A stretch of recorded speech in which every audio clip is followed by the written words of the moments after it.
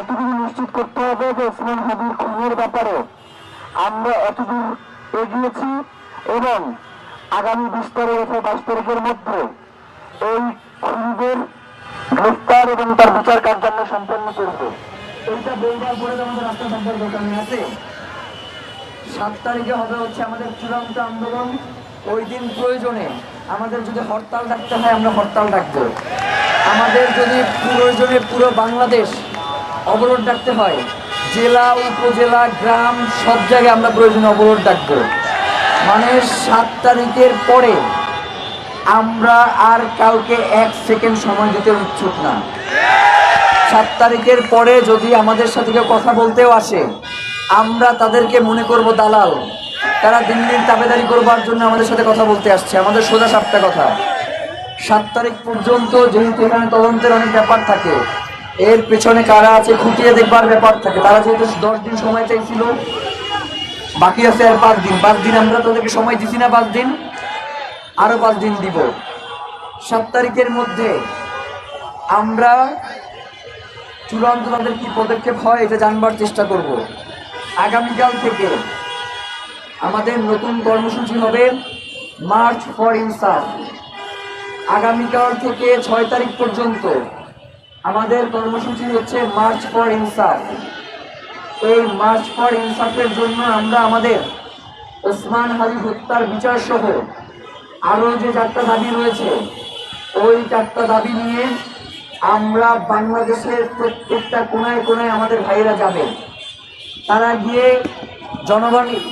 জনগণ তো জানা যায় প্রমাণ করে দিয়েছে যে ওসমান হাদির হত্যার বিচার নিশ্চিত করা ছাড়া এই সরকারের কোনো গতি নাই। এটা নিশ্চিত করতেই হবে। এরপরেও আমরা আগামীকাল থেকে মার্চ ফর ইনসাফ নামে বাংলাদেশের যত গুরুত্বপূর্ণ পয়েন্টগুলো রয়েছে আমরা সকল পয়েন্টে যাব। সবার কাছে ওসমান হাদির খুনিদের বিচারের জন্য 7 তারিখে এই শাহবাগে এবং আরও যে বাকি 7টা বিভাগ রয়েছে ঢাকা ছাড়া, এই বিভাগের গুরুত্বপূর্ণ পয়েন্টগুলোতে আমরা আমাদের অবস্থান কর্মসূচি বা হরতাল যেটাই করি এটা আপনাদের ঘোষণা দিব। এখন আপনাদের কাজ কি? আপনাদের এবং আমাদের সবার কাজ হচ্ছে, আমরা কি চাইলেও শুধুমাত্র ইনকিলাব মঞ্চ এই মার্চ ফর ইনসাফের দায়িত্ব পালন করতে পারবো? আমাদের কি সেই সক্ষমতা আছে? ইনকিলাব মঞ্চকে আমরা শুধুমাত্র এই 20 জন বা এই 30 জন, আমরা তো মনে করি যে ওসমান হাদির মৃত্যুর মধ্য দিয়ে ইনকিলাব মঞ্চ হয়ে গেছে 56,000 বর্গ মাইলের 18 কোটি জনতা।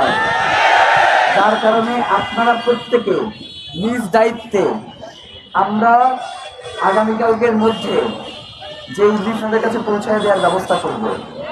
আপনারা এটা নিয়ে প্রত্যন্ত অঞ্চলে আপনারা তাদের কাছে পৌঁছে দিবেন এবং এইটার বিরুদ্ধে যদি কেউ কথা বলে এটাও আমাদের কাছে এসে বলবেন।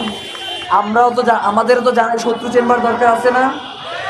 তারা দিল্লির দাবেদারি করতে চায়, আমাদের এটা জানবার অধিকার আছে না? আমরা এইখানে নাম ধরে ধরে বলবো যে কারা দিল্লির কাছে বাংলাদেশকে বিক্রি করে দিতে চায়। তারা চায় না এই ভারতীয় আধিপত্যবাদের আমাদের নেতা ওসমান হাদি হত্যাকারীদের বিচার হোক। এবং আপনাদের কাছে যারা এই ভোট চাইতে চাইবে, আপনারা তাদেরকে 2টা কথা জিজ্ঞাসা করবেন। আপনি কি ক্ষমতায় আসার পরে ওসমান হাদি যে ইনসাফের কথা বলছে, যে স্বাধীনতা সার্বভৌমত্ব রক্ষার কথা বলছে, এটা কি আপনারা রক্ষা করার জন্য বলবেন?